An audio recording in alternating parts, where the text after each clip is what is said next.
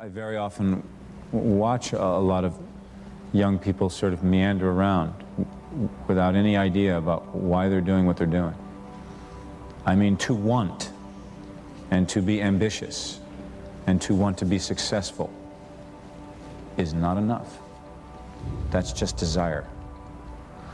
To know what you want, to understand why you're doing it, to dedicate every breath in your body to achieve. If you feel you have something to give, if you feel that your particular talent is worth developing, is worth caring for, then there's nothing you can't achieve. Do something you're very passionate about. People say you have to have a lot of passion for what you're doing, and it's totally true. And the reason is because it's so hard that if you don't, any rational person would give up. It's really hard, and you have to do it over a sustained period of time. So if you don't love it, if you're not having fun doing it, and you don't really love it, you're going to give up.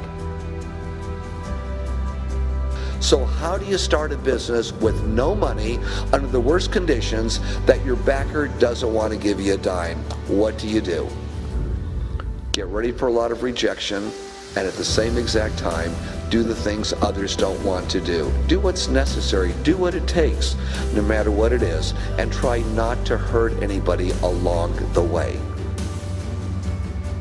I work 24 hours a day, 7 days a week. That's what I cared about. I cared about solving problems, being successful. Anytime an obstacle presented itself, I used it to my advantage, made it work. And I never heard the word no. If I heard the word no, it meant maybe. Then I made maybe yes. Take what you've got. Your assets are your energy. Your assets are your willingness to just not be told no. The harder it is, the tougher it is, the bigger the challenge to get in, the bigger the opportunity behind. The opportunities behind are endless. I really, really believe in getting rich. I believe in people creating wealth for themselves.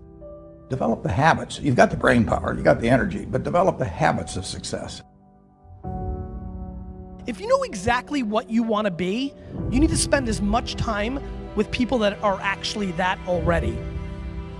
We become our standards in many ways. If you are surrounded by B players or average performers, and that is your standard, then your mindset will operate at the standard that is offered to you by the people around you. I mean, we do become our social orbit. Don't allow anyone, friend, family, acquaintance, teachers, whoever it is, don't allow anyone to tell you that what you are dreaming for yourself and your family is not possible. It is possible. Don't be one of those people 20 years from now are going to be walking around in a 9-to-5 job, miserable and angry and bitter. What fear is stopping you in your tracks and burning the soles of your feet? What if conquering that fear, whatever it is, that keeps you from being what the Creator intended for you? What if you could unleash everything great in your life? Would you do it? Would you say yes to that? You will receive from the world who you become. But the doorway to success, I suggest to you, swings inward, not outward. And the best way to have a game-changing life, and the best way to have a world-class lifestyle, and the best way to change the world is to change yourself. I mean, we get from life who we become. To have the results of a game changer, you need to start thinking and behaving like a game changer. And that means thinking like a game changer, populating your mindset with the best books, with the best ideas, with the best conversations, behaving in ways that most people don't behave. Again, you want to have the results very few people have, you've got to start doing things that very few people do. Turn off the television, delete the naysayers, stop gossiping and start producing, eat better food, run longer runs, shift from a focus on what's not working to a focus on what's working. I mean, you really want to install a whole new series of mindsets and a whole new series of rituals that very few people are doing. In the end, luck plays a very important part in how successful you are, but the harder you work and the longer you work, the luckier you're going to be.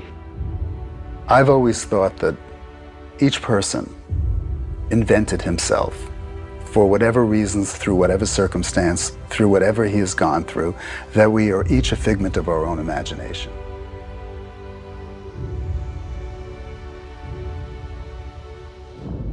We have to do as we're pursuing our dreams and our goals is that we have to know that failure is not an option. You know, and you got to hear this one. This one is important because you've got to tell yourself, despite again the circumstances, the situations, you have to tell yourself that, listen to me, I'm not going anywhere until I get the goal. Like until I make my dreams become a reality.